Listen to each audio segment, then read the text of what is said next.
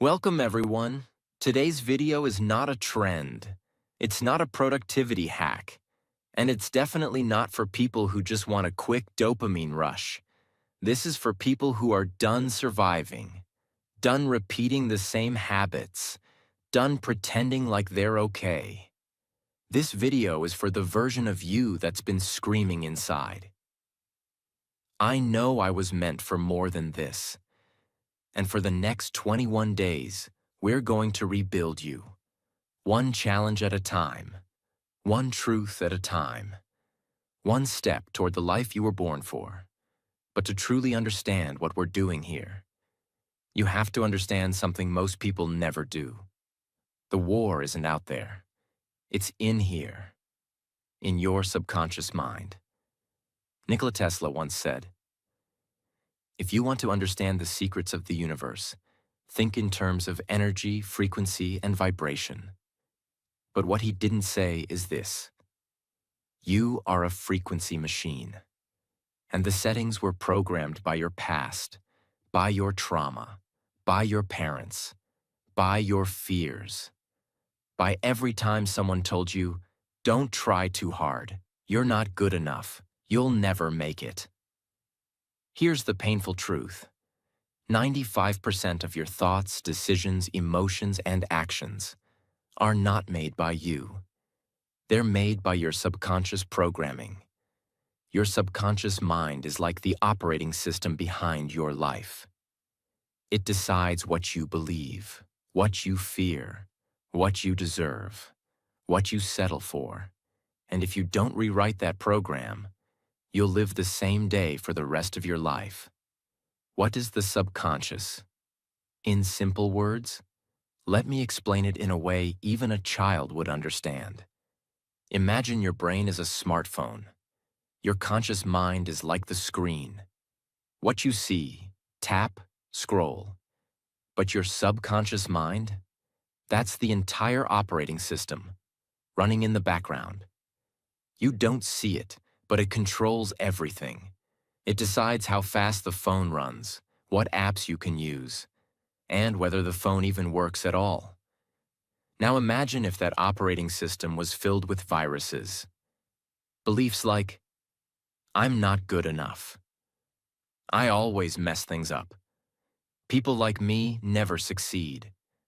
And then you wonder why you fail, why you're stuck, why motivation never lasts. It's not your fault. It's your programming. And it's time to uninstall it. That's what these 21 days are for. This isn't a challenge. It's a reconstruction, a deep rewiring of who you are, what you believe, and how you live. So today, we begin. Challenge 1. Identity your limiting beliefs. Before you build a new life, destroy the lies that control it. Let me ask you something powerful. What lies have you been calling truth your whole life? Because the truth is, you don't need to be more productive. You need to stop being poisoned. You can't pour fresh water into a cup filled with acid. So today, before you set goals or build habits, we clean the mental cup. What to do? Sit down with a blank page. Write 3 limiting beliefs that come up when you think about your future. Some examples. I'm too old to change. I'll never be consistent. I always ruin everything. Be brutally honest. These are not affirmations. These are the lies you've been programmed with. Now for each one, flip it. Turn that belief into its opposite truth. I'm too old to change. This is the perfect time to become who I was always meant to be. I always ruin everything. I've made mistakes, but I learn fast and grow stronger. I'll never be consistent. I can become consistent because I now understand what blocked me. Speak these new beliefs out loud. Your subconscious doesn't respond to wishes. It responds to repetition. Say it every day, out loud, like you mean it. Let's take Anna, a 32-year-old woman who wants to become a speaker. Her beliefs. Nobody will listen to me. I don't speak good English. I'm too shy. She flips them. My voice matters. I will connect with the right people. I can learn English fluently, one day at a time. My shyness is not a weakness. It's my quiet strength. She writes them, speaks them, lives them. And 6 months later, she speaks on her first podcast. Why? Because she didn't just change her words, she changed her beliefs. And beliefs control your life. Most people try to change their actions without changing their beliefs. It's like trying to build a mansion on top of broken ground. If your foundation is full of doubt, shame, and fear, every goal you build on top of it will fall. This challenge destroys the weak foundation and replaces it with strength. That's challenge 1. A mirror, a reset, a crack in the old program. Because before we can rise, we must know what we've been buried under. Challenge 2. The dopamine reset. 10-minute digital detox. Your brain is fried. Not because you're lazy, but because it's overloaded. Now we give it space to breathe, to heal, to remember what clarity feels like. Let me ask you a question that no one else dares to ask. When was the last time your brain was quiet? I don't mean silent in the room. I mean silent inside your head. Most people alive today are not living. They're scrolling, switching, jumping, reacting. From one notification to another, from one video to the next, from one quick check to an entire hour gone in a black hole of content. And they say they can't focus. They say they're tired. They say they're unmotivated. But the truth is, they're not broken. They're just overstimulated. They've been hijacked by the most addictive drug of this generation, dopamine. Dopamine is the chemical in your brain that gives you the feeling of, I want this. When you see a notification, your brain releases dopamine. When someone likes your post, dopamine. When you eat junk food, dopamine. When you see a new message, dopamine. It's not bad. But too much dopamine from unnatural sources, screens, sugar, scrolling, makes your brain sick. It's like giving a child unlimited candy. They become wild, restless, unfocused. That's how your brain feels right now, tired, burned out, but constantly chasing more. Most people who say they have no motivation, no energy, no focus, no patience, aren't lazy. They're just living in a constant state of mental chaos because the brain was not designed for this much input, this much noise, this much stimulation. Every second. You were not meant to check 17 apps before brushing your teeth. You were not meant to scroll past 1,000 faces before lunchtime. You were not meant to see news, war, gossip, jokes, lies, all in 5 minutes. That's not laziness. That's neurochemical burnout. So today, we begin the healing. Challenge 2. 10-minute digital detox greater than 10 minutes. No phone, no screen, no scroll, just silence. Not for punishment, but for recovery. How to do it. Find a place with no distractions. No TV, no laptop, no phone. Set a timer for 10 minutes. Put your phone in another room. Turn it off if needed. Sit or walk in silence. That's it. Don't try to meditate. Don't do anything. Just notice what happens inside you. How uncomfortable it feels at first. How you keep reaching for your phone mentally. How your thoughts bounce around. Let them. Observe them. And let your brain begin to exhale. Do this challenge once today. But understand this. This 10 minutes is not about silence. It's about power. The power to reclaim your mind. Because if you cannot sit with your own thoughts for 10 minutes, how will you ever trust them for a lifetime? This is the beginning of retraining your brain to feel peace without noise, to feel joy without distraction, to feel alive without checking a screen. And that is rare. In a world full of stimulation addicts, this is rebellion. And in rebellion, you find freedom. Let me tell you about Leo, a 24-year-old man trying to become a writer. He was frustrated. Every time he tried to write, he got distracted, bored, restless. He thought something was wrong with him, until he realized he couldn't even sit still for 5 minutes without reaching for his phone. He did this 10-minute detox every day, for 7 days. And something strange happened. At first he felt anxious, then bored, then calm. Then suddenly, ideas started flowing. He wrote 2 full chapters in one sitting. Why? Because his brain was no longer begging for escape. It had finally come home to itself. Silence is uncomfortable only for people who are running from their own mind. Most people can't be alone with their thoughts, because they've been suppressing pain for too long. The phone is a shield. The scrolling is an escape. But healing doesn't happen through escape. It happens through attention. Attention is the new oxygen. And this challenge gives you that breath. The secret. It's not about time. It's about discipline. Anyone can scroll for 3 hours, but very few people can disconnect for 10 minutes. And in those 10 minutes, you're doing more for your brain than any book, any quote, any podcast can ever do. You're teaching your brain, I am in control, not the algorithm, not the screen. Me. After your 10 minutes are over, write down, what did you feel? What thoughts came up? What were you afraid to feel? This turns the challenge into therapy, into clarity, into transformation. You're not lazy. You're not broken. You're not unmotivated. You're just overstimulated.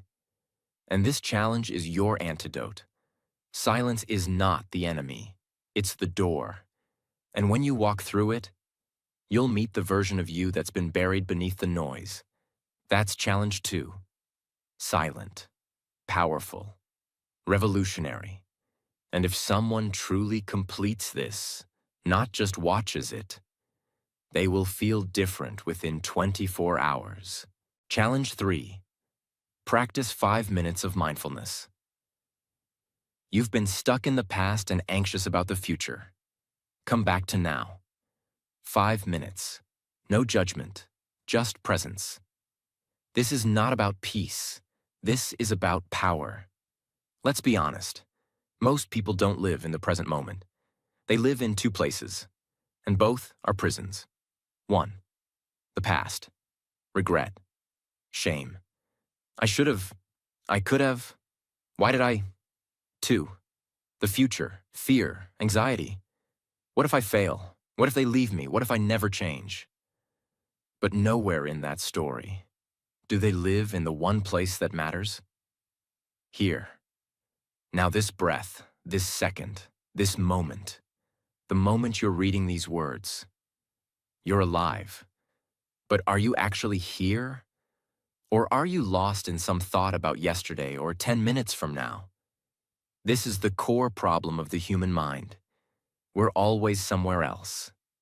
And if you live in your head, you will die in your life. Mindfulness is not just for monks. It's not a calm activity. It's not about flowers and waterfalls. Mindfulness is a weapon, a way to take control back from your chaotic brain. When you learn how to sit in the present moment, you stop being a puppet to your fears. You stop being pulled into storms that no longer exist. Because when you're present, there is no fear, there is no shame, there is only awareness. And awareness is the beginning of all transformation. Imagine your thoughts are like clouds moving across the sky. Some are dark, some are light, some move fast, some slow. Mindfulness is not chasing those clouds. It's sitting on the ground, looking at the sky and saying, "That's just a thought. I don't have to follow it. That's just a memory. I don't have to relive it. That's just anxiety. I don't have to believe it." Mindfulness is learning to watch the storm without becoming it. And once you learn that skill, you become unshakable. Don't do it to feel better. Do it to wake up. How to do it? Set a timer for 5 minutes. That's it, just 5. Sit comfortably. No need to cross legs or look fancy. Just sit. Close your eyes. Take a slow, deep breath. Focus only on your breath. Feel the air enter your nose. Feel it move through your chest. Feel it leave your body. Repeat. Thoughts will come. They might scream. They might distract. That's okay. That's normal. Here's the key. Don't fight the thought. Don't judge yourself. Just say, "That's a thought," and return to your breath. Keep coming back. That's the practice. That's the power. Let me tell you about Elena, a 40-year-old single mother of 2. Every night, she would lie in bed with her heart racing. Worries about bills, her kids, her job, her body, her future. She started doing this 5-minute practice. The first 3 days, she cried. She felt overwhelmed. Her mind was loud, loud like a storm. But something strange happened on day 4, for the first time in years. She noticed silence between her thoughts, a moment of peace. Then she noticed her heartbeat slowing down, then her breathing deepening, then her mind softening. And by day 10, her kids noticed. "Mama, you look calm now," her daughter said. That one moment made Elena realize, "I'm not broken. I've just never been present." Most people live in survival mode because their brain is constantly alert, constantly reacting, fearing, worrying, defending. This challenge rebuilds your nervous system. It teaches your mind, you are safe. You don't need to panic every second. You are here. You are alive. You are okay. And from that place, you make better decisions. You speak more clearly. You stop overreacting. You stop overthinking. You become still. And in stillness, you become powerful. If your mind is too loud during this challenge, that doesn't mean you're doing it wrong. It means you're finally listening. You're finally hearing all the noise you've ignored for years. And that's progress. That's healing. That's courage. Because most people never face their thoughts. They just run. They scroll. They numb. But you're sitting in it. You're watching it. And you're returning to your breath. That is mastery. After your 5 minutes, write down, what thought showed up the most? Was there a moment of stillness? What did you learn about yourself in those 5 minutes? Because the deepest lessons you'll ever learn in life won't come from books. They'll come from the silence you learn to sit inside of. This is not about meditation. This is not about peace. This is not about escaping life. This is about facing life fully, honestly, without distractions, because the person who can sit with their mind becomes the person who can master their life. And that's what you're becoming now. That is challenge 3, not just a mental practice, but a foundational shift in the way you experience life. Challenge 4, write down 3 past mistakes plus lessons. You're not a failure. You're a learner with scars. Let's break a painful truth. Most people do not live in the present, not because of fear of the future, but because they are still bleeding from their past. They made one mistake and never forgave themselves. They hurt someone and carry the shame every day. They trusted the wrong person, and now they trust no one. They failed once, and now they call themselves a failure. But the truth is, you are not your past. You are what you learned from it. And if you don't learn the lesson, you repeat the pain. That's why this challenge is not just about healing, it's about evolution. Your brain is wired to remember pain more than success. It's a survival mechanism. But when you don't process that pain, it becomes your identity. You stop taking chances. You stop opening your heart. You stop trusting yourself. So today, we take your worst moments and turn them into the fuel that builds your future. Regret is just wisdom trapped in pain. Let's free it. What to do? Take a pen and paper. Write down 3 things you deeply regret. A mistake, a choice, a lie, a missed chance, something you never forgave yourself for. For each one, ask yourself, what did this teach me? What did I learn about people, life, and myself? How has this made me wiser, stronger, more aware? Then write this sentence. I made this mistake. I am not this mistake. I carry the lesson. I release the shame. Read it out loud. Let me tell you about Daniel, 19 years old. He cheated on his final exam. He was caught. He lost his scholarship. His parents were ashamed. His teachers called him a disgrace. For 2 years, he stopped believing in himself. He worked small jobs. He avoided old friends. Every time he saw a student in a uniform, he looked away. Until one day, he wrote about it. He wrote exactly what happened. He wrote how much he hated himself. And then he asked himself, what did this teach me? His answer shocked him. I didn't cheat because I was evil. I cheated because I was scared. I didn't believe in myself, and I let fear make the decision for me. That one truth saved his life. He applied again to university. He wrote about that failure in his entrance essay. They accepted him because he stopped hiding the mistake. He used it as proof of growth. Most people think their past ruins them, but in reality, their relationship with the past is what destroys them. Your mistake didn't kill you, but your self-hatred might. So today, we do something very few people ever do. We honor the past, and then let it go, because healing isn't forgetting. Healing is remembering without pain. Call or message someone you hurt. Say one sentence. I'm not who I used to be, and I'm sorry for how I acted. Not for them, for your freedom. You don't need their forgiveness. You just need to be free from the shame. The reason people repeat the same pain is because they never gave it a purpose. Your pain has meaning. Your scars are your story, but you cannot carry them forever. So today, we transform them into wisdom, because the world doesn't need more perfect people. It needs more healed people who own their story. And now, you are becoming one of them. Challenge 5. Visualize your dream life.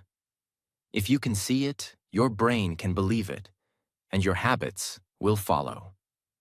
Most people live their entire life without ever asking, what do I actually want? Not what society says, not what your parents wanted, not what your friends are doing, but you, your life, your truth. Because if you don't know where you're going, your habits will take you nowhere. The brain needs a destination. That's how it works, and this challenge gives it one. Your brain doesn't know the difference between imagination and reality. That's why you cry during movies. That's why you feel fear from a memory. So when you visualize your dream life clearly, emotionally, deeply, your brain starts building belief systems around it. You stop saying, it's impossible. I can't do it. That's not for people like me. And you start saying, wait, This feels real. This feels possible. This feels like home. Because the mind can't move toward a blurry goal. It needs clarity. If your dream doesn't exist in your mind, it will never exist in your life. What to do? Find a quiet space. Sit or lie down. Close your eyes. Breathe slowly. Ask yourself, what does my dream life feel like? Where am I waking up? What kind of clothes do I wear? What work am I doing? Who is next to me? What is the energy around me? How do I carry myself? Let your brain go wild. Feel it, see it, smell it, hear it. Now open your eyes. Take your journal and write a paragraph that starts with, "My dream life looks like this." Don't write what's realistic. Write what sets your soul on fire. Close your eyes for a moment and imagine this. You wake up not to an alarm clock, but to the sound of soft waves outside your window. Your home is built on a quiet hill near the ocean. The sunlight enters through giant glass windows, gently touching the white curtains. You stretch your arms and smile, not because it's a weekend, but because every day of your life now feels like one. You walk barefoot on the wooden floor of your dream house, warm, peaceful, calm. The air smells like coffee and ocean breeze. Your kitchen? It's modern, spotless, filled with your favorite foods, colors, and a small coffee bar you always wanted. There's an open bookshelf in the living room, filled with books that once changed your life. Now they sit like trophies. Every room in the house tells a story. The art on the walls isn't expensive. It's meaningful. It reminds you how far you've come. Your work desk overlooks the sea. You no longer work to survive. You work to create, to inspire, to enjoy. You walk into the backyard. There's a small garden you planted, a tree with a bench under it. A journal waits on that bench. You sit, you write, you feel alive. You no longer chase peace. You live inside it. This isn't just a house. This is your dream life. Use this kind of vision, detailed, emotional, real, to guide your daily actions. Don't just say, "I want a better life." See it, feel it, hear it, smell it, taste it. Write down your dream life in full detail. Your home, your mornings, your food, your work, your health, your energy, your relationships, your peace. Keep this vision in your journal, on your wall, or inside your heart, and let it pull you forward every single day. Because when you can visualize it clearly, you start living it powerfully. Record a voice note describing your dream life. Play it every morning, every night. Remind your brain who you are becoming. Speak the future until the future responds. Most people don't live their dream life because they've never actually defined it. They're chasing status, money, fame, comfort. But none of those are clear. This challenge brings you clarity, and clarity kills confusion. And when confusion dies, action begins. If you don't build your dream life in your mind, you'll spend your whole life trapped in someone else's. So today, you don't dream small. You don't hold back. You don't ask what's realistic. You close your eyes, and you let your future self speak, because they're already waiting for you. And now, you're finally walking toward them. Challenge 6. Write a promise to your future self. This is not a task. This is a contract with your next chapter. Let me ask you something dangerous. What do you owe to your future self? Not to your family, not to your followers, not to society, but to you. The version of you 6 months from now, a year from now, the one who is still waiting for you to stop making excuses. You see, we make promises to everyone else. I'll be there. I'll call you. I'll do my best. But the one person we break promises to the most is ourselves. And that's why your self-worth is low. Because your subconscious remembers every time you said, "Tomorrow I'll start. This is the last time. Next month, I'll be better." And you didn't. You didn't lie to the world. You lied to yourself. That's why this challenge isn't about writing a goal. It's about rebuilding trust with the most important person in your life. You. The subconscious mind doesn't care about motivation. It only responds to evidence. Every time you break your word to yourself, you give your brain proof that you are not serious, not consistent, not worthy of trust. And that belief destroys your ability to take action. But when you make a promise and honor it, something magical happens. Your subconscious begins to believe, maybe we can change, maybe we are becoming something new. And from belief comes momentum.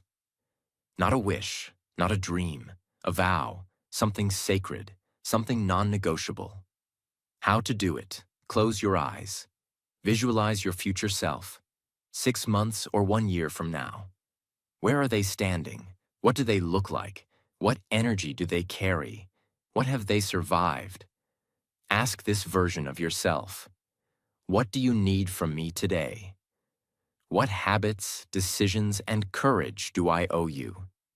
Now write this sentence. From this day forward, I promise myself. Speak it out loud, slowly, emotionally, not like a quote, like a declaration, like a spiritual contract. Write this promise somewhere visible, on your wall, on your mirror, in your phone. Read it every single day until your soul believes it. Let me tell you about Andre, a 36-year-old man who used to weigh 130 kilograms. He was bullied his entire childhood. Every year he promised himself, "Next year I'll lose weight." But he never did, because it was always a goal, never a vow. One night, after binge eating alone, crying in his room, he stood in front of the mirror and whispered, "From this day forward, I promise myself, I will never abandon my health again." He didn't say, "I'll lose 30 kilograms." He didn't say, "I'll go to the gym." He made a vow to stop abandoning himself. That promise changed his life, not because of the weight, but because for the first time, he felt like a man he could trust. This challenge makes your transformation personal. It's no longer about likes, goals, or results. It's about integrity, the silent power of being someone who does what they say, even when no one is watching, even when it's hard, even when you're tired. Because one day, your future self will look back and say, "Thank you for not giving up on me when it was easier to stay broken." Don't write a big list. Don't try to be perfect. Just write one promise that feels so true, so sacred, so powerful, that breaking it would feel like betraying your soul. That is how you change your identity. One vow at a time. One commitment at a time. One decision that echoes into your future. And from this day forward, you are no longer a maybe. You are a promise in motion. Challenge 7. Clean one physical space around you. Your outer world reflects your inner world. Let's take back control, one corner at a time. This is not a cleaning task. This is not about organizing your life like a productivity guru. This is about one thing: control. When life feels heavy, when your mind feels scattered, when nothing seems to make sense, the one thing you can take back is your environment. You can't fix your past today. You can't fix the economy. You can't fix other people. But you can clean the drawer beside your bed. You can fold the clothes on your chair. You can make your bed like you're preparing for war. And that simple act tells your brain, I am not helpless. I am not stuck. I am in charge of my world, even if it's just this one shelf. Your brain is constantly taking signals from your environment.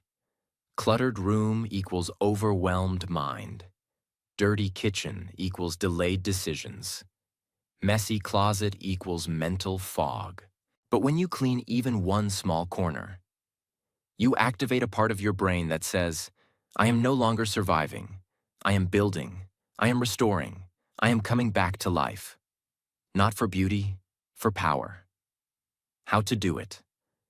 Pick one small area that feels messy, heavy, chaotic. Examples: your desk, one drawer, your bed, a corner of your room, one shelf in your kitchen. Set a timer for 20 minutes. No phone, no distractions. Clean it like you're preparing for a new identity.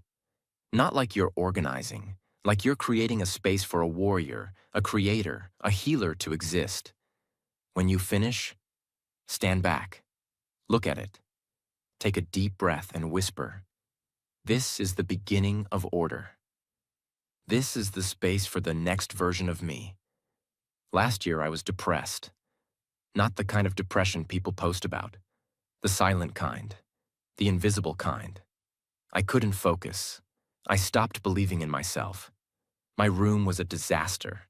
Clothes everywhere. Books stacked like bricks. Bottles, wrappers, dust. It looked like I had given up. And maybe I had. One night I looked around. I asked myself, if someone walked into this room right now, what would they learn about me? The answer broke my heart. They would see pain, chaos, and no hope. So I stood up. It was 2:14 a.m. No music, no phone, just me and the mess I had created. I started with the floor, then the table, then the shelves. I didn't know it then, but I wasn't just cleaning my room. I was cleaning my sadness, my pain, my stuck energy. As the sun came up, my room looked different. But more importantly, I looked different. I felt powerful again. I had proof. I can change something. I can take control. I am not my chaos. I am not my past. That day taught me something I'll never forget.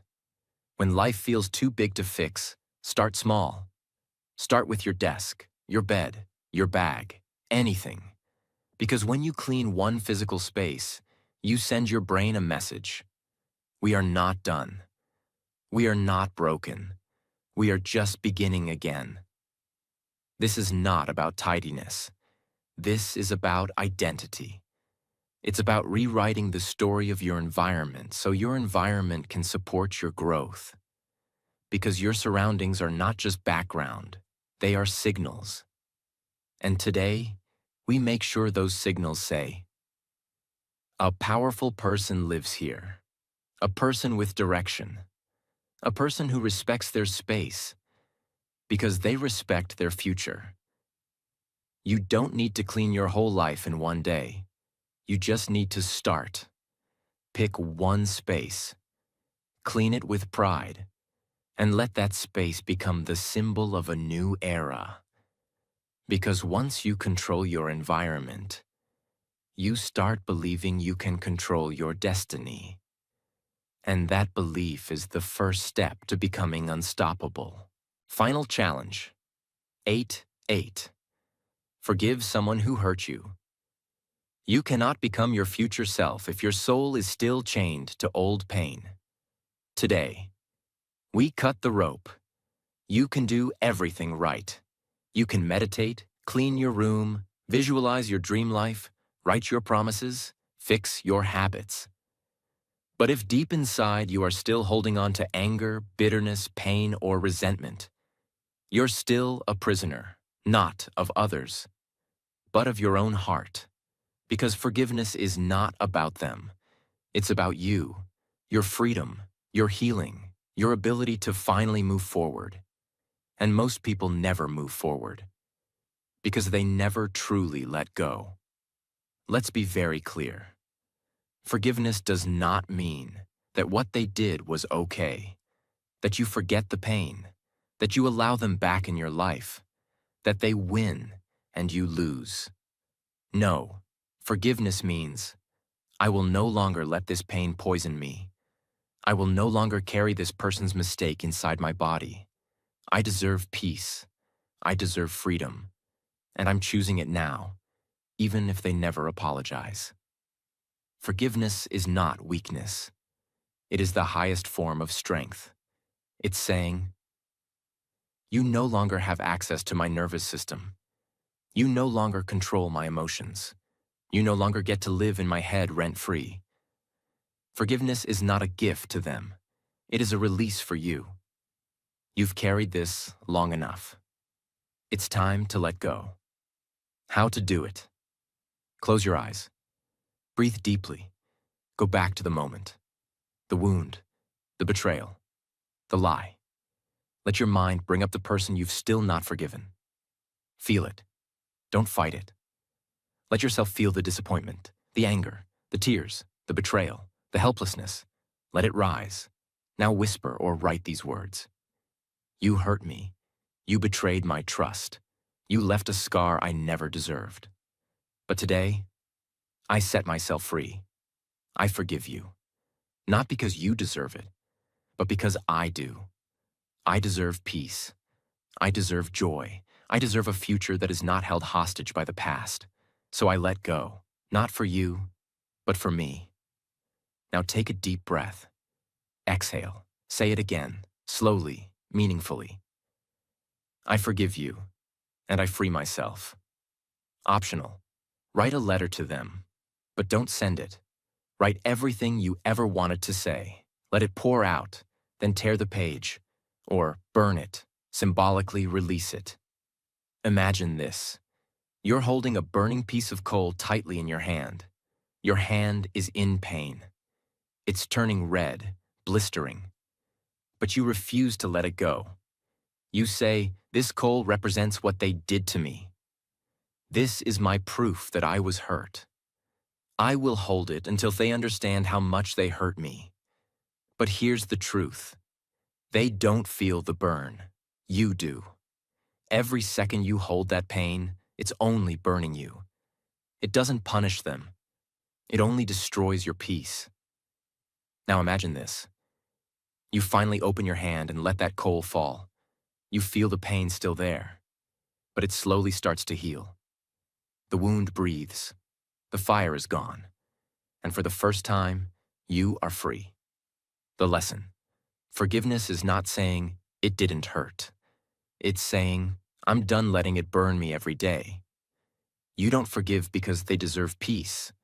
You forgive because you do. What happens when you don't forgive?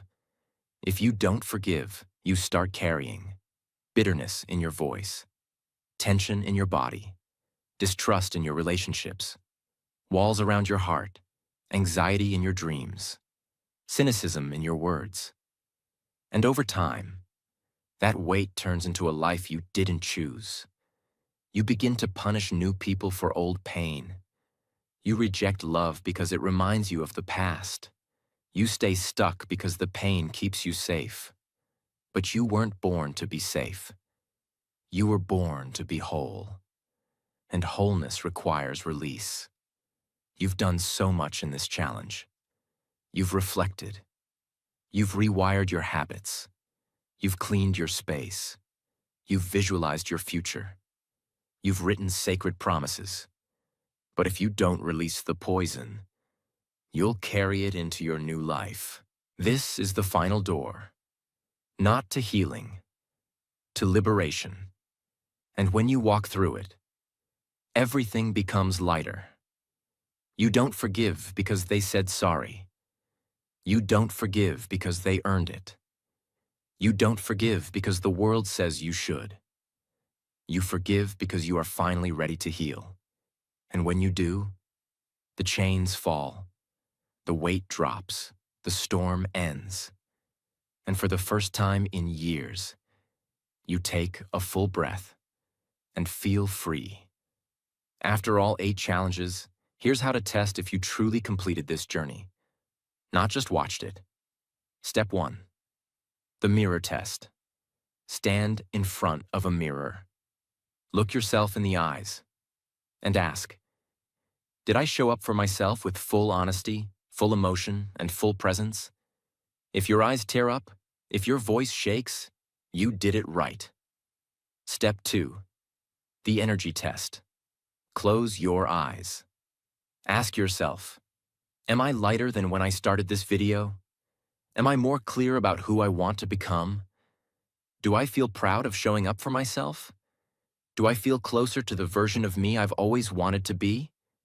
If the answer is yes, you're no longer the same person who clicked this video. You've been reborn. Step 3. The real life test. In the next 24 hours, do you treat people with more softness? Do you breathe more slowly? Do you walk with intention? Do you avoid the habits you promised to break? Do you feel something new deep inside? If you do, that's not a coincidence. That's transformation. That means you didn't just watch a video. You completed a soul challenge, and you earned your new identity. And now, here we are. You didn't just watch a video. You just completed something most people will never have the courage to even begin. You looked inside. You faced your wounds. You cleaned your space. You rewired your mind. You forgave. You let go. And you rose. One challenge at a time. You've done what schools never teach, what the world never honors, and what most people spend their whole life avoiding. You chose to change, and that is rare. That is powerful. That is the beginning of a completely new life. Because if you can do these 8 challenges with honesty, with emotion, with full heart, there is nothing in this world you can't become. So as you walk into the next chapter of your life, don't forget this. Your past does not define you. Your fears do not own you. And your future is not written yet. Because today, you became the author. Subscribe. Because this channel is not about noise. It's about truth. It's about healing. It's about transformation. And you are now part of something bigger than a video. You are part of a movement. A place where broken people become powerful again. So, hit that subscribe button. Because this is just the beginning. Thank you for being here. Thank you for being brave. And from the bottom of my heart, God bless you on your journey. I'll see you in the next chapter.